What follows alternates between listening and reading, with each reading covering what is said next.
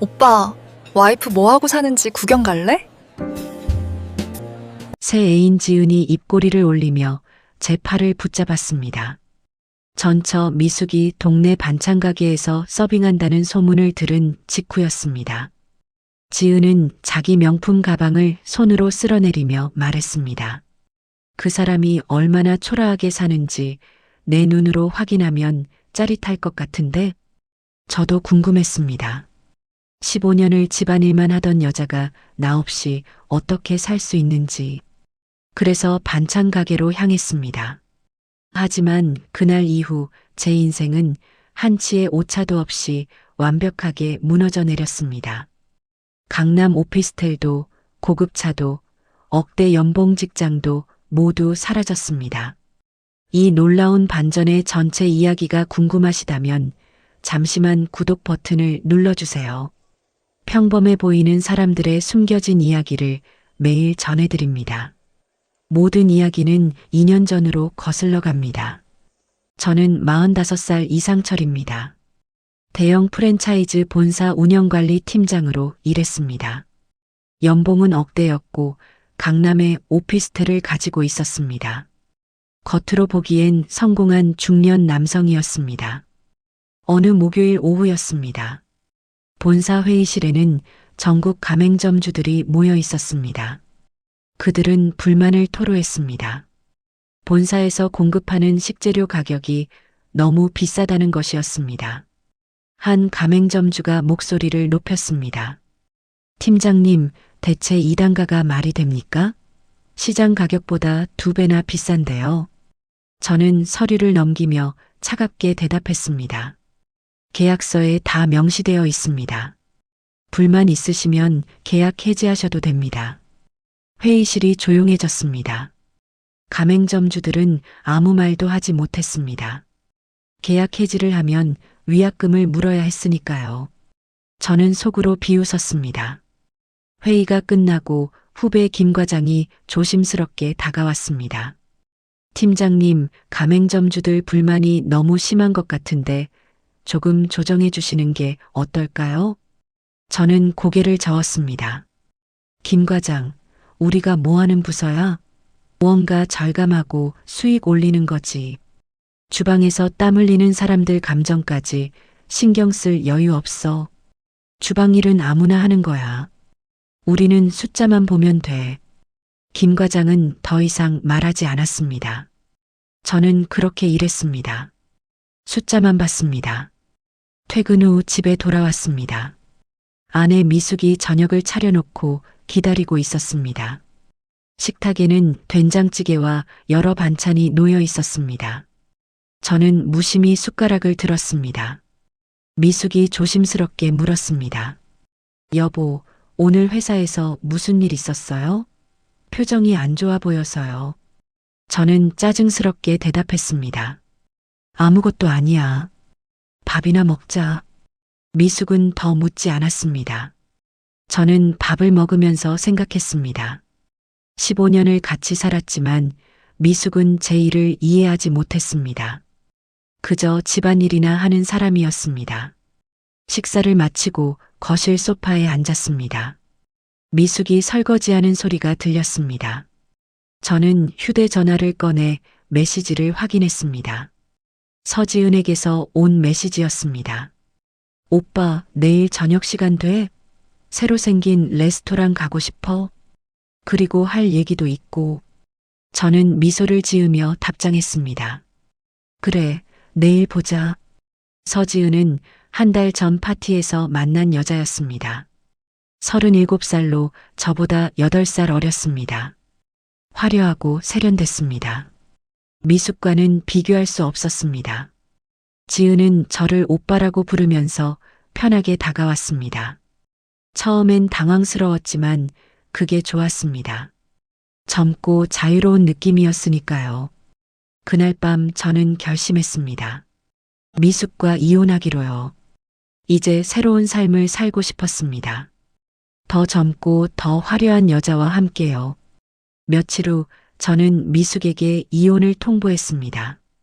미숙은 눈물을 흘렸습니다. 하지만 저는 마음이 흔들리지 않았습니다.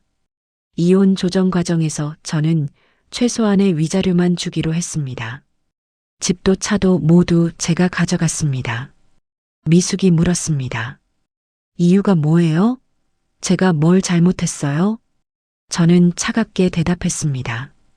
그냥 이제 끝이야. 더 이상 같이 살 수 없어. 미숙은 더 묻지 않았습니다. 그저 고개를 숙였습니다. 얼마 후 미숙은 작은 가방 하나만 들고 집을 나갔습니다. 빈손이었습니다. 저는 그 뒷모습을 보며 생각했습니다. 나 없이 뭘 할 수 있겠어. 곧 후회하겠지.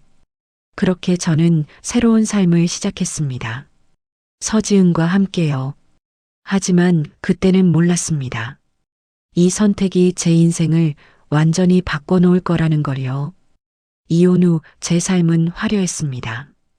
애인 지은과 함께 고급 레스토랑을 다녔고 주말마다 호텔 라운지에서 시간을 보냈습니다.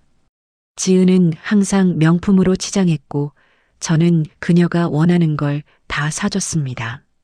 어느 금요일 저녁이었습니다. 강남의 한 이탈리안 레스토랑에서 지은과 마주 앉아 있었습니다. 지은이 와인 잔을 들며 물었습니다. 오빠, 이혼한 와이프 뭐하고 사는지 알아? 저는 고개를 저었습니다. 모르지. 알 필요도 없고. 지은이 입꼬리를 올리며 말했습니다. 궁금하지 않아? 오빠 없이 어떻게 사는지. 저는 어깨를 으쓱했습니다. 뭐 할 줄 아는 게 없으니까 힘들겠지. 이제 내 알바 아니지. 지은이 만족스러운 표정을 지었습니다. 그녀는 늘 미숙 이야기만 나오면 기분이 좋아 보였습니다. 마치 자신이 승리했다는 듯이요. 오빠, 나 요즘 VIP 파티 기획 사업 본격적으로 시작하려고 해. 그래, 잘 되겠네. 근데 초기 자금이 좀 필요해. 장소 대관도 해야 하고 케이터링 업체랑 계약도 해야 하거든. 지은이 제 손을 잡으며 말했습니다. 오빠가 좀 도와줄 수 있어? 얼마나 필요한데? 일단 3억 정도. 나중에 사업 잘 되면 바로 갚을게. 3억? 적지 않은 돈이었습니다. 하지만 지은의 기대에 찬 눈빛을 보니 거절할 수 없었습니다. 알았어. 방법을 생각해 볼게. 진짜? 오빠 최고야. 지은이 환하게 웃었습니다. 그 웃음을 보는 것만으로도 기분이 좋았습니다. 집으로 돌아오는 길에 고민했습니다. 3억을 어디서 구하지? 개인 돈으로는 불가능했습니다. 그때 한 가지 방법이 떠올랐습니다. 며칠 후 저는 페이퍼 컴퍼니를 하나 만들었습니다. 지은을 대표로 올렸습니다. 그리고 협력사 선급금 명목으로 회사 돈을 빼돌리기 시작했습니다. 가맹점 식재료 단가도 조금씩 올렸습니다. 차액은 리베이트로 받았습니다. 처음엔 양심의 가책이 들었습니다. 하지만 지은의 환한 미소를 보면 그런 감정은 사라졌습니다. 월요일 오후였습니다. 회사 복도에서 후배 김 과장을 마주쳤습니다. 김 과장이 머쓱한 표정으로 다가왔습니다. 팀장님, 잠깐 시간 되세요? 무슨 일인데? 김 과장이 주변을 살피더니 조심스럽게 말했습니다. 혹시 사모님, 아니 한미숙 씨 요즘 어떻게 지내시는지 아세요? 순간 멈칫했습니다. 왜 갑자기 미숙 이야기를 하는 걸까요? 왜? 무슨 일 있어? 제가 우연히 봤는데요. 저희 회사 근처 골목에 작은 반찬 가게가 있거든요. 거기서 일하시더라고요. 그 말을 듣는 순간 묘한 감정이 들었습니다. 동정이 아니었습니다. 오히려 우월감 같은 거였습니다. 정말? 어디? 회사에서 걸어서 10분 정도 거리요. 정성 반찬이라고 간판 붙어 있던데 혹시 직접 차리신 건가요? 저는 피식 웃었습니다. 설마 그 사람이 무슨 돈으로 가게를 차려 거기서 일하는 거겠지 뭐. 김 과장이 고개를 끄덕였습니다. 아, 그렇군요. 제가 착각했나 봅니다. 그래도 일이라도 구한 게 어디야. 나 없이 할 수 있는 게 거의 없다니까. 김 과장은 더 말하지 않았습니다. 그저 어색하게 웃으며 자리를 떴습니다. 퇴근길에 저는 지은에게 전화했습니다. 지은아, 나야. 저녁 같이 먹을래? 응, 좋아. 어디서 볼까? 청담동 그 스테이크 집 어때? 완전 좋아. 레스토랑에서 만난 지은은 새로 산 명품 가방을 들고 있었습니다. 저는 그녀의 화려한 모습을 보며 만족스러웠습니다. 식사 중에 저는 오늘 들은 이야기를 꺼냈습니다. 오늘 후배한테 들었는데 말이야. 미숙이가 회사 근처 반찬 가게에서 일한대. 지은의 눈이 반짝였습니다. 진짜? 어디? 정성 반찬이라고 회사에서 가까운 데래. 지은이 포크를 내려놓으며 말했습니다. 오빠, 우리 거기 한번 가볼까? 뭐? 왜? 그 사람이 얼마나 초라하게 사는지 확인하면 짜릿할 것 같은데? 그 언니 어떻게 사는지 너무 궁금하다. 지은의 표정에는 묘한 흥분이 섞여 있었습니다. 마치 사냥감을 발견한 것처럼요. 굳이 보러 갈 필요가 있어? 지은이 제 손을 잡으며 애교를 부렸습니다. 오빠, 제발. 한 번만. 그냥 손님으로 가는데 안 될 것도 없잖아. 저는 잠시 고민했습니다. 솔직히 저도 궁금했습니다. 미숙이 얼마나 힘들게 사는지, 제가 없는 삶이 얼마나 초라한지. 그래, 이번 주말에 가보자. 지은이 환하게 웃었습니다. 완전 대박. 좋아. 그날 밤 집으로 돌아오는 길에 문득 생각했습니다. 미숙을 보러 가는 게 맞는 걸까? 하지만 곧 생각을 지웠습니다. 그냥 밥 먹으러 가는 건데 뭐가 문제겠어요. 그저 호기심일 뿐이었습니다. 토요일이 되었습니다. 점심시간쯤 지은과 함께 차를 타고 회사 근처로 향했습니다. 지은은 신이 나 있었습니다. 오빠, 언니 보면 뭐라고 할 거야? 그냥 손님인 척하지 뭐. 괜히 아는 척하면 어색하잖아. 맞아. 그게 더 재미있을 것 같아. 재미있다는 표현이 마음에 걸렸지만 저도 미숙의 초라한 모습을 보는 게 기대되었습니다. 차는 골목길로 접어들었습니다. 그리고 곧 정성 반찬 간판이 보였습니다. 이야기를 잠시 되돌려야겠습니다. 미숙은 그동안 어떻게 지냈을까요? 이혼 직후 미숙은 빈손으로 쪽방촌에 방 하나를 얻었습니다. 보증금 500에 월세 30만 원짜리 작은 방이었습니다. 위자료로 받은 돈은 그게 전부였습니다.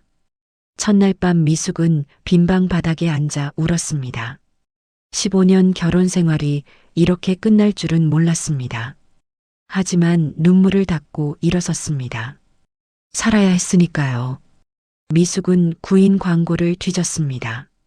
하지만 42살에 경력도 없는 여자를 뽑는 곳은 없었습니다. 편의점 알바조차 나이 때문에 거절당했습니다. 일주일이 지났습니다. 통장 잔고는 점점 줄어들었습니다. 절망감이 밀려왔습니다. 그때 미숙은 깨달았습니다. 본인이 할 수 있는 건 단 하나뿐이라는 걸요. 바로 요리였습니다. 다음 날 새벽 4시 미숙은 시장으로 갔습니다. 남은 돈으로 채소와 재료를 샀습니다. 그리고 방으로 돌아와 반찬을 만들기 시작했습니다. 손이 기억하고 있었습니다. 15년간 매일 해온 일이었으니까요. 만든 반찬을 작은 통에 담아 시장 입구에 앉았습니다. 지나가는 사람들에게 말을 걸었습니다. 반찬 사세요. 정성껏 만들었어요. 처음엔 아무도 거들떠보지 않았습니다. 하지만 포기하지 않았습니다. 아침부터 저녁까지 자리를 지켰습니다. 사흘째 되던 날 한 아주머니가 멈춰 섰습니다. 얼마예요? 3,000원이에요. 아주머니가 하나 사갔습니다. 그날 처음으로 돈을 벌었습니다. 3,000원이었지만 미숙에게는 큰 돈이었습니다. 한 달이 지나자 단골이 생겼습니다. 미숙의 반찬을 먹어본 사람들이 다시 찾아왔습니다. 입소문이 났습니다. 저 집 반찬 정말 맛있어. 정성이 느껴져. 석 달 후 미숙은 작은 가게를 얻었습니다. 보증금 1,000에 월세 50만 원짜리 10평 남짓한 공간이었습니다. 간판을 달았습니다. 정성 반찬이라고요. 가게는 회사 밀집 지역 골목에 있었습니다. 점심시간이면 직장인들이 지나다녔습니다. 미숙은 그들을 위해 도시락도 팔기 시작했습니다. 손님이 늘었습니다. 특히 근처 프랜차이즈 본사 직원들이 단골이 되었습니다. 그들은 점심시간마다 반찬을 사러 왔습니다. 어느 날 점심시간이었습니다. 익숙한 얼굴들이 가게에 들어왔습니다. 상철이 다니던 회사 직원들이었습니다. 미숙은 순간 당황했지만 태연한 척했습니다. 어서 오세요. 사장님, 오늘도 김치찌개 도시락 5개요. 네, 잠시만 기다리세요. 직원들은 가게 한쪽에 서서 이야기를 나눴습니다. 미숙은 주방에서 도시락을 준비하며 귀를 기울였습니다. 야, 들었어? 본사에 감사 들어온대. 진짜? 무슨 일인데? 운영팀 쪽 단가 조작 의심된다던데. 리베이트 받았다는 소문도 있고. 이상철 팀장 위험하겠는걸? 맞아. 증거 잡히면 바로 잘릴 거야. 미숙의 손이 멈췄습니다. 상철이 위험하다니. 하지만 곧 다시 움직였습니다. 이제 남의 일이었으니까요. 도시락을 건네며 미숙은 생각했습니다. 알려줘야 할까? 아니면 그냥 모른 척해야 할까? 15년을 함께 산 사람이었습니다. 하지만 그는 자신을 버렸습니다. 며칠이 지났습니다. 같은 직원들이 또 왔습니다. 또다시 회사 이야기가 들렸습니다. 감사팀에서 본격적으로 조사 들어간대. 이번엔 진짜 큰일 날 것 같아. 미숙은 고민했습니다. 그날 밤 가게 문을 닫고 혼자 앉아 있었습니다. 복수할 수 있는 기회였습니다. 그냥 모른 척하면 상철은 무너질 것입니다. 하지만 미숙은 복수를 원하지 않았습니다. 그저 자유롭고 싶었습니다. 미움에 묶이고 싶지 않았습니다. 다음 날 미숙은 결심했습니다. 상철을 우연히 만나면 한 번만 경고해 주기로요. 그 다음은 그의 선택이었습니다. 한편 저와 지은이는 정성 반찬 앞에 도착했습니다. 차에서 내려가기를 바라봤습니다. 생각보다 깔끔해 보였습니다. 오빠, 들어가자. 지은이 제 팔을 잡아당겼습니다. 저는 심호흡을 하고 가게 문을 열었습니다. 땡그랑. 문을 여는 순간 종소리가 울렸습니다. 가게 안은 생각보다 깔끔했습니다. 나무 테이블 5개가 놓여 있었고 거의 만석이었습니다. 점심시간이라 손님들이 많았습니다. 주방 쪽에서 익숙한 목소리가 들렸습니다. 어서 오세요. 그 목소리는 분명 미숙이었습니다. 하지만 예전과는 달랐습니다. 더 밝고 활기찼습니다. 주방문이 열리며 미숙이 나왔습니다. 앞치마를 두른 모습이었지만 예상과는 달랐습니다. 초라하거나 지쳐 보이지 않았습니다. 오히려 건강해 보였고 얼굴에는 여유가 있었습니다. 미숙이 우리를 보는 순간 표정이 미묘하게 변했습니다. 분명 저를 알아봤습니다. 하지만 놀라거나 당황하는 기색은 없었습니다. 어서 오세요. 두 분이세요? 목소리는 차분했습니다. 마치 처음 보는 손님을 대하듯 자연스러웠습니다. 네. 창가 자리 괜찮으세요? 네. 미숙이 우리를 창가 자리로 안내했습니다. 걸음걸이도 당당했고 허리도 곧게 펴져 있었습니다. 15년 동안 집안일만 하던 그 여자가 맞나 싶었습니다. 자리에 앉자 미숙이 메뉴판을 건넸습니다. 오늘 추천 메뉴는 제육볶음 정식이에요. 직접 담근 김치랑 제철 반찬 8가지 나갑니다. 그녀는 저와 눈을 마주치지 않았습니다. 하지만 회피하는 것도 아니었습니다. 그냥 손님을 대하는 프로페셔널한 태도였습니다. 그걸로 2개 주세요. 네, 잠시만 기다려주세요. 미숙이 주방으로 들어갔습니다. 저는 주위를 둘러봤습니다. 가게는 생각보다 훨씬 깔끔했습니다. 벽 한쪽에는 액자들이 걸려 있었습니다. 지은이 작은 목소리로 속삭였습니다. 오빠, 저 여자 직원이 아니라 사장 같은데? 뭐? 저 사람에게 일 시키는 거 봐봐. 그리고 벽에 표창장이 걸려 있잖아. 저는 벽을 자세히 봤습니다. 정말 여러 개의 상장과 인증서가 걸려 있었습니다. 가까이 가서 읽어봤습니다. 우수 소상공인 선정 위생 등급 최우수 지역사회공헌 우수업소. 하나하나 읽어내려가며 가슴 한쪽이 답답해졌습니다. 이건 그냥 작은 반찬 가게가 아니었습니다. 제대로 된 사업이었습니다. 옆에는 신문 기사 스크랩도 있었습니다. 빈손으로 시작한 40대 여성, 정성으로 일군 성공 스토리. 기사에는 미숙의 사진과 인터뷰가 실려 있었습니다. 이혼 후 아무것도 없었습니다. 하지만 포기하지 않았어요. 제가 할 수 있는 건 요리뿐이었거든요. 새벽 4시부터 시장 가서 재료를 고르고 정성껏 반찬을 만들었습니다. 지은이 제 옆으로 와서 기사를 읽었습니다. 그녀의 표정이 굳어졌습니다. 오빠, 저 사람 완전 성공했네. 저는 대답하지 않았습니다. 인정하기 싫었으니까요. 잠시 후 미숙이 음식을 가지고 나왔습니다. 뜨끈한 제육볶음과 흰쌀밥, 그리고 정성스럽게 담긴 반찬들이었습니다. 맛있게 드세요. 미숙이 다시 주방으로 들어갔습니다. 저는 젓가락을 들었습니다. 첫 입을 먹는 순간 놀랐습니다. 정말 맛있었습니다. 15년 결혼 생활 동안 미숙이 해준 밥보다 훨씬 맛있었습니다. 와, 진짜 맛있다. 지은도 감탄하며 말했습니다. 식사 중에 주변 손님들의 대화가 들렸습니다. 사장님, 오늘도 최고예요.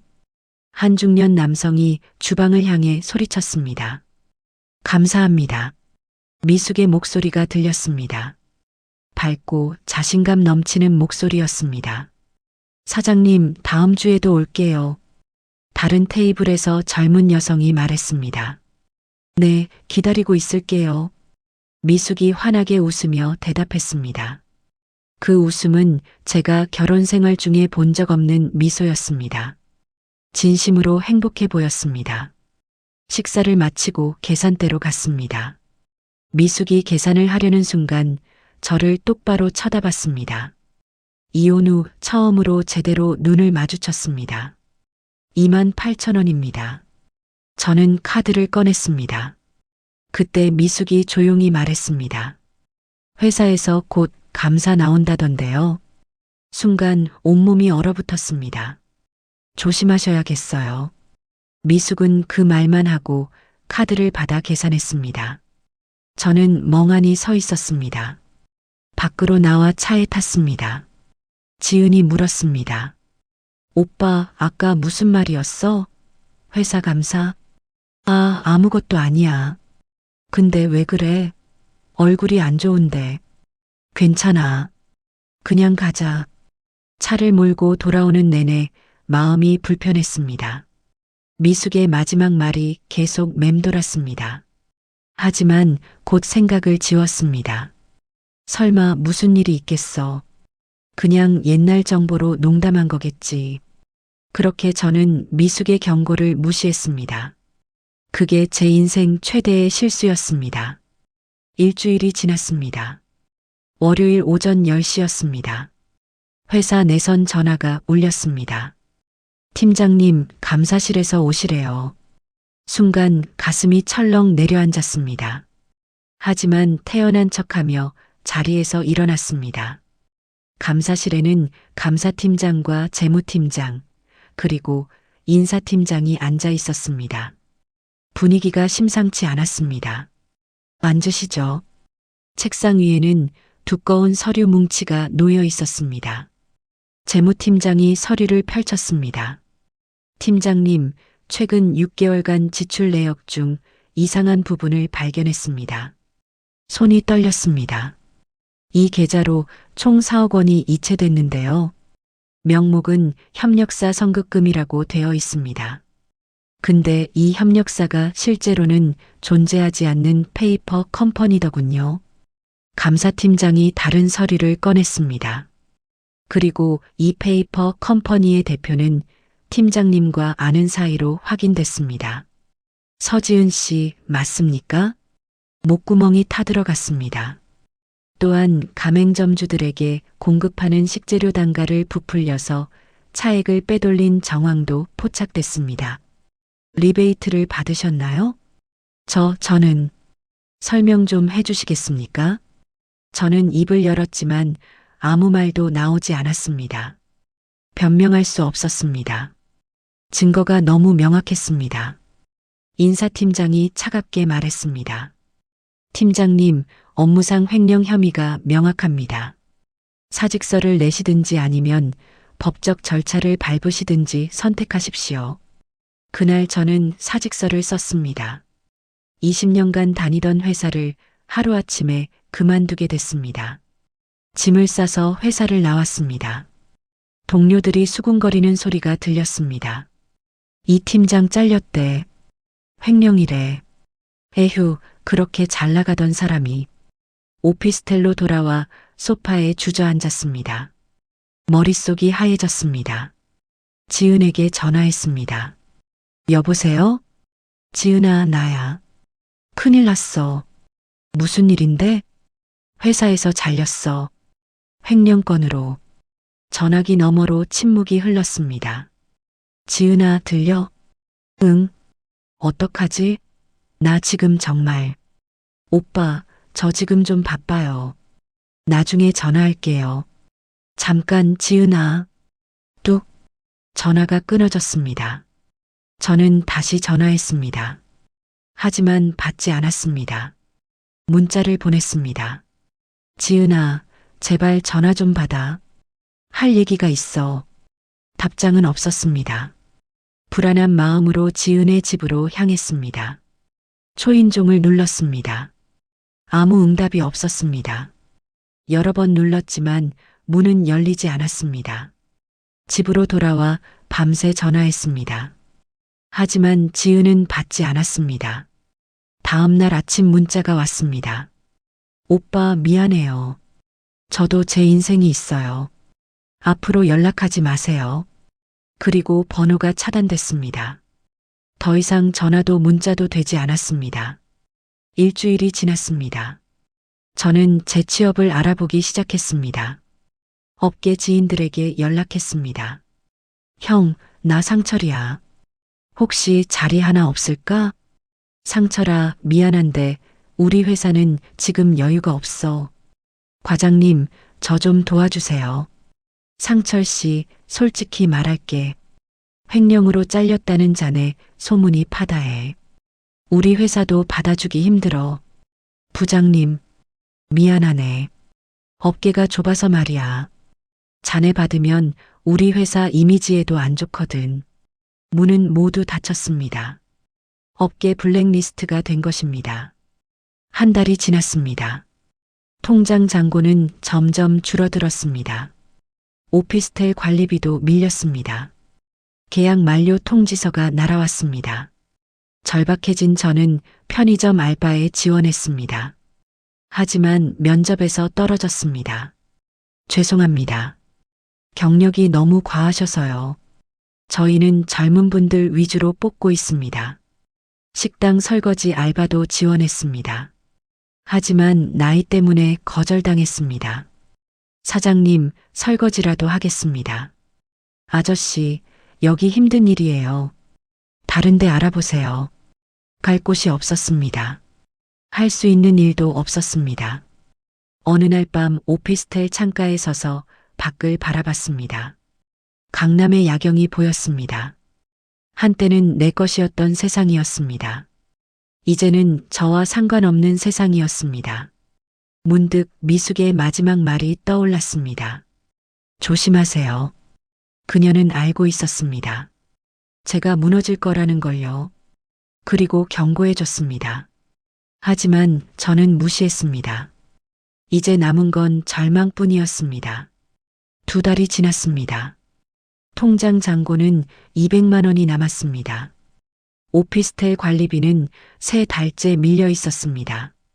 어느 날 우편함에서 등기 우편을 발견했습니다. 계약 만료 통지서였습니다. 계약 기간 만료에 따라 1달 내로 퇴거해 주시기 바랍니다. 손이 떨렸습니다. 이제 살 곳도 없어지는 겁니다. 소파에 주저앉아 머리를 감싸쥐었습니다. 핸드폰을 켰습니다. 연락처를 하나씩 내려봤습니다. 대학 동기, 회사 선배, 후배들. 하지만 아무에게도 전화할 수 없었습니다. 횡령으로 잘린 사람을 누가 도와주겠습니까? 냉장고를 열었습니다. 거의 비어 있었습니다. 편의점 도시락 하나와 물뿐이었습니다. 저녁으로 도시락을 먹었습니다. 차가웠지만 데울 기력도 없었습니다. 밤이 깊어갔습니다. 창밖을 바라봤습니다. 강남의 불빛들이 반짝였습니다.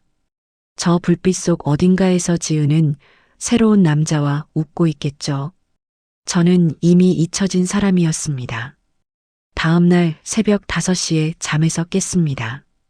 정확히는 잠을 못 잤습니다. 밤새 천장만 바라봤습니다. 문득 정성 반찬이 떠올랐습니다. 미숙의 가게요. 이유는 모르겠습니다. 그냥 가고 싶었습니다. 옷을 입고 밖으로 나왔습니다. 새벽 거리는 조용했습니다. 걸어서 1시간쯤 걸렸습니다. 정성 반찬 앞에 도착했을 때는 6시였습니다.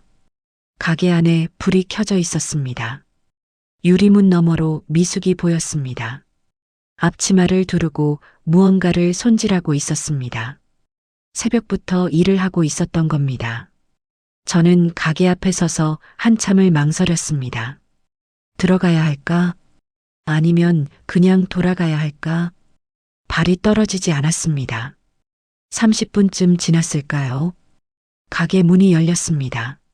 미숙이 밖으로 나왔습니다. 저를 발견하고 멈춰 섰습니다. 상철 씨, 미숙아, 여기 왜 서 있어요? 추운데. 저는 대답하지 못했습니다. 목이 메었습니다. 들어오세요. 미숙이 제 팔을 가볍게 잡고 가게 안으로 이끌었습니다.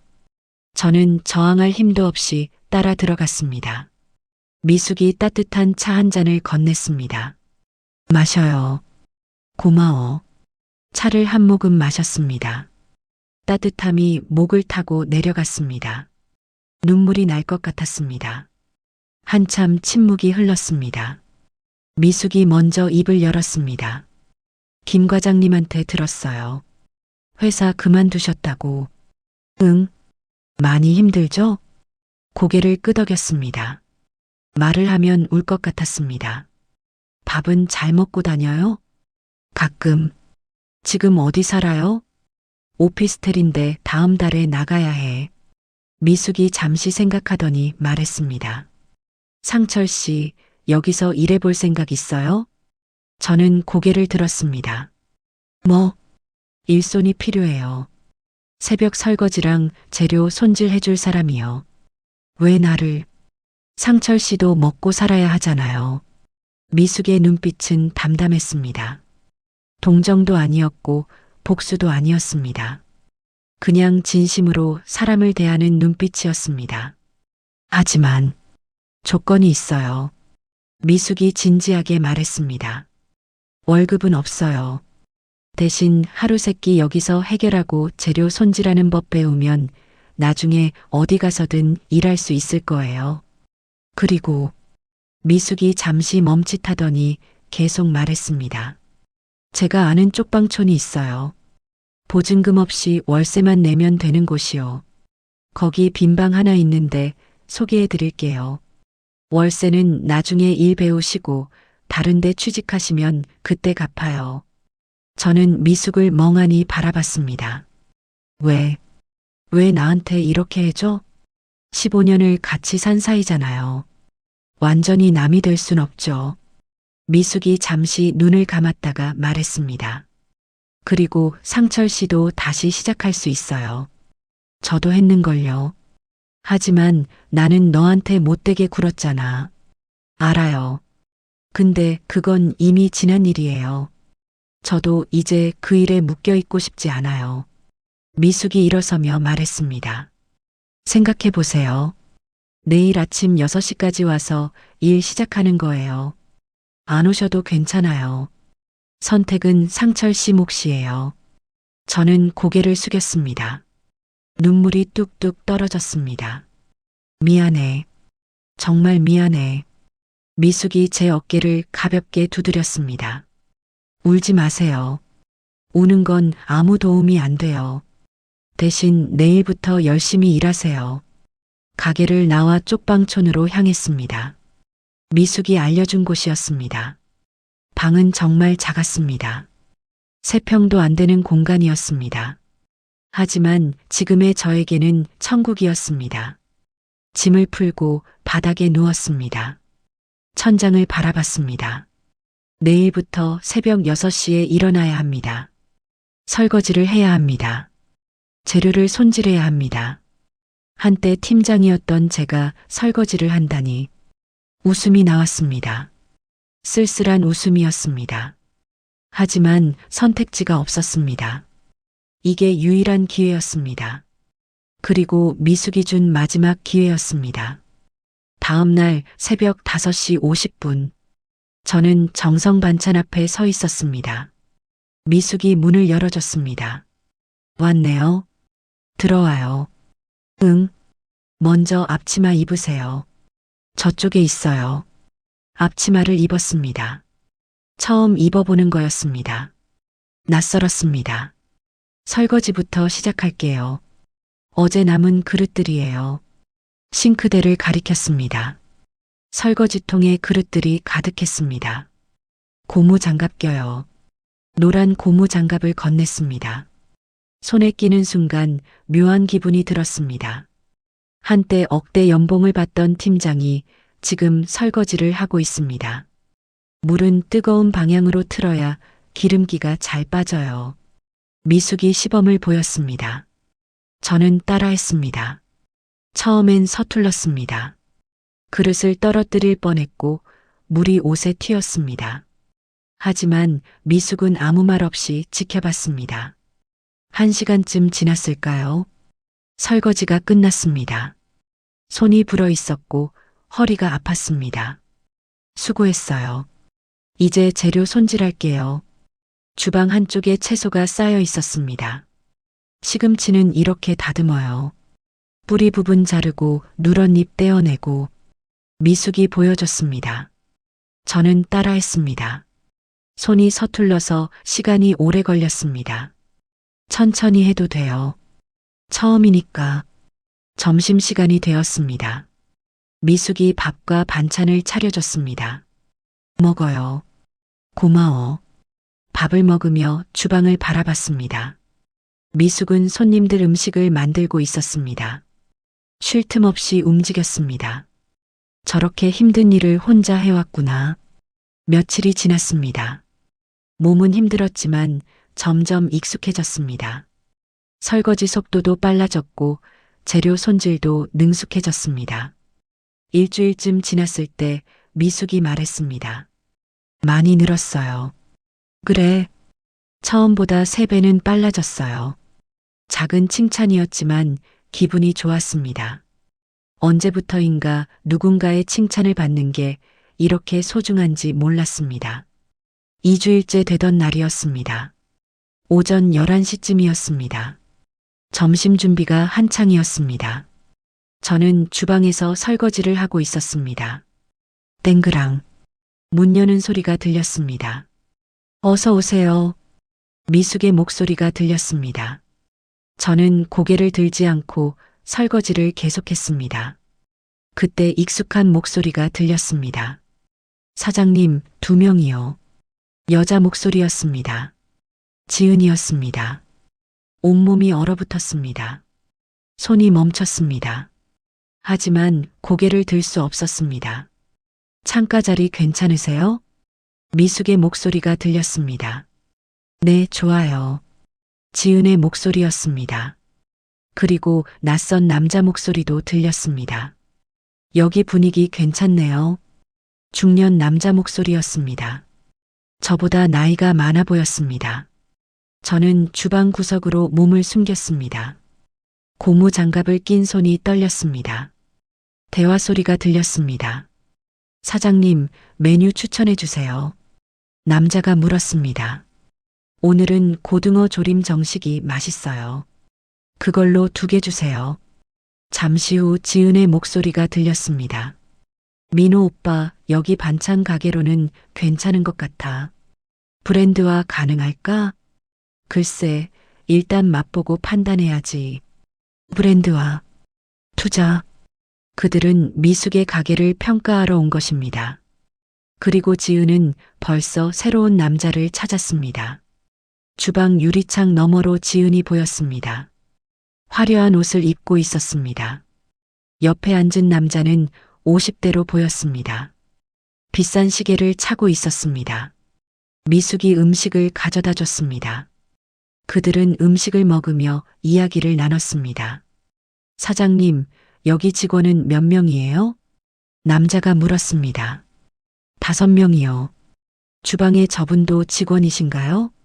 남자가 주방을 가리켰습니다. 저를 본 것입니다. 심장이 멎는 것 같았습니다.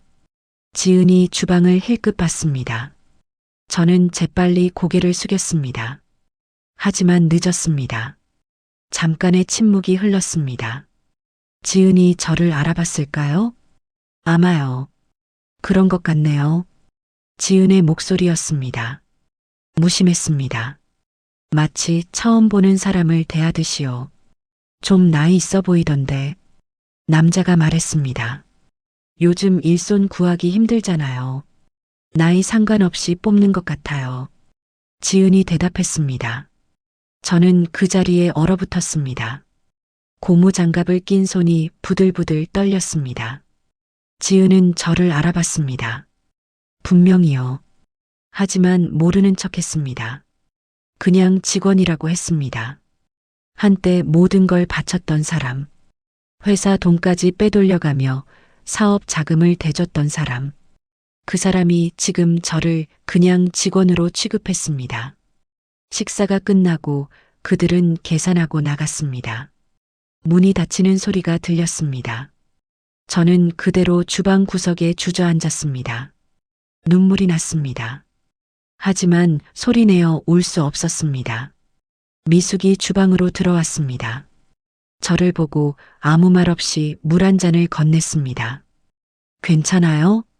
저는 고개를 저었습니다. 괜찮지 않았습니다.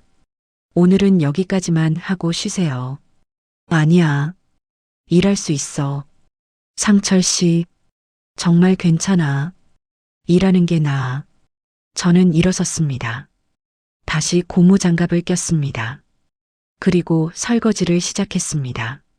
눈물을 흘리며 설거지를 했습니다. 이게 제 현실이었습니다. 3달이 지났습니다. 겨울이 왔고 봄이 오고 있었습니다. 새벽 4시, 저는 미숙과 함께 시장으로 향했습니다. 이제는 함께 장을 보러 다녔습니다. 재료를 고르는 법을 배우기 위해서였습니다. 상철 씨, 이 시금치 어때요? 미숙이 물었습니다. 잎이 싱싱하고 색이 진해. 좋은 것 같은데? 맞아요. 잘 봤어요. 작은 칭찬에도 기분이 좋았습니다. 예전에는 수억 원짜리 계약을 따내도 이런 기쁨은 없었습니다. 시장을 돌며 재료를 샀습니다. 무, 배추, 고등어, 두부. 하나하나 직접 눈으로 보고 손으로 만지며 골랐습니다. 상철 씨 많이 늘었어요. 그래. 처음엔 시금치랑 상추도 구분 못 하셨잖아요. 그랬지. 웃음이 나왔습니다. 진심으로요. 가게로 돌아와 재료를 손질했습니다. 시금치를 다듬고 물을 깎았습니다. 손놀림이 많이 빨라졌습니다. 상철 씨, 응? 이 시금치 한 단 손질하는데 얼마나 걸렸어요? 시계를 봤습니다. 한 40분? 맞아요. 그럼 여기 있는 시금치 10단은요? 7시간쯤? 그렇죠. 그럼 오늘 나갈 반찬 전부는요? 저는 잠시 생각했습니다. 시금치, 콩나물, 멸치볶음, 김치, 장조림. 머릿속으로 계산했습니다. 하루, 아니 하루 반. 미숙이 고개를 끄덕였습니다. 이 반찬 하나에 사람 하루가 걸리는 거예요. 아니, 어떤 건 이틀도 걸려요. 그 말이 가슴에 와닿았습니다. 나는 그걸 몰랐어. 아니, 알려고 하지 않았어. 미숙이 잠시 손을 멈추고 저를 바라봤습니다. 이제 아시잖아요. 응, 이제야. 저는 고개를 숙였습니다. 미숙아, 정말 미안해. 15년 동안 너를 무시했어. 내가 하는 일을 하찮게 봤어. 근데 그게 아니었어. 이게 얼마나 힘들고 가치 있는 일인지 이제야 알겠어. 미숙이 미소 지었습니다. 괜찮아요. 다 지난 일이에요. 왜 이렇게 착해? 나한테 복수할 수도 있었잖아. 미숙이 시금치를 다듬으며 대답했습니다. 복수하면 뭐해요? 그럼 나도 그 감정에 갇히는 거예요. 나는 자유롭고 싶었어요. 미움에서도 과거에서도 자유. 네. 그래서 상철 씨를 용서했어요. 상철 씨를 위해서가 아니라 나를 위해서요. 그 말을 듣는 순간 눈물이 났습니다. 고마워. 정말 고마워. 울지 말아요. 이래야죠. 미숙이 장난스럽게 말했습니다. 저는 눈물을 닦으며 웃었습니다. 그날 저녁 일을 마치고 미숙이 말했습니다. 상철 씨, 다음 달부터 월급 드릴게요. 뭐? 갑자기 왜? 이제 충분히 일 배웠어요. 그리고 다른 식당에서도 일할 수 있을 만큼 실력이 늘었고요. 나는 여기 있고 싶은데, 여기 계속 계셔도 돼요. 근데 이제 제대로 된 직원으로 일하세요. 월급 받으면서요. 미숙아, 저는 고개를 숙였습니다. 말문이 막혔습니다. 몇 달이 더 지났습니다. 저는 이제 주방 일을 혼자 맡을 수 있었습니다. 미숙이 외출할 때도 가게를 지켰습니다. 어느 날 오후였습니다. 손님이 별로 없는 시간이었습니다. 미숙과 함께 차를 마시며 앉아 있었습니다. 상철 씨, 앞으로 뭐 하고 싶어요? 글쎄, 아직 모르겠어. 근데 한 가지는 확실해. 뭐요? 다시는 사람을 무시하지 않을 거야. 그리고 손으로 하는 일을 하찮게 보지 않을 거야. 미숙이 환하게 웃었습니다. 많이 변했어요. 당신 덕분이야. 창밖을 바라봤습니다. 봄 햇살이 따뜻했습니다. 예전에는 강남 오피스텔에서 내려다보던 세상이 전부인 줄 알았습니다. 하지만 진짜 세상은 이곳에 있었습니다. 새벽 시장에서 채소를 고르는 사람들, 정성껏 반찬을 만드는 사람들, 땀 흘려 일하는 사람들. 그들이 진짜 세상을 움직이는 사람들이었습니다. 저는 그제야 깨달았습니다. 성공의 기준은 돈이나 지위가 아니라는 걸요. 정직하게 일하고 사람들에게 좋은 것을 주고 저녁에 편히 잠드는 것. 그게 진짜 성공이었습니다. 미숙은 모든 것을 잃고도 다시 일어섰습니다. 그리고 자신을 버린 사람까지 일으켜 세웠습니다. 저는 모든 것을 가졌지만 잃었습니다. 그리고 바닥에서 다시 시작했습니다. 어쩌면 그게 제게 필요했던 시간이었는지도 모릅니다. 무너져야 다시 일어설 수 있으니까요. 오늘 미숙의 이야기 어떠셨나요? 저는 개인적으로 미숙이 바람난 남편을 용서하고 자유를 찾은 모습이 존경스러웠습니다. 미운 상대를 품어주는 품격 있는 인간의 모습을 보았습니다. 오늘 이야기가 재밌으셨다면 구독과 좋아요 부탁드려요. 그리고 지금 이 순간 어디서 무엇을 하며 들어주고 계신지 댓글로 나눠주세요. 여러분의 일상도 궁금하거든요. 여러분의 하루가 언제나 평온하고 따뜻하길 바라며 오늘도 시청해 주셔서 감사합니다.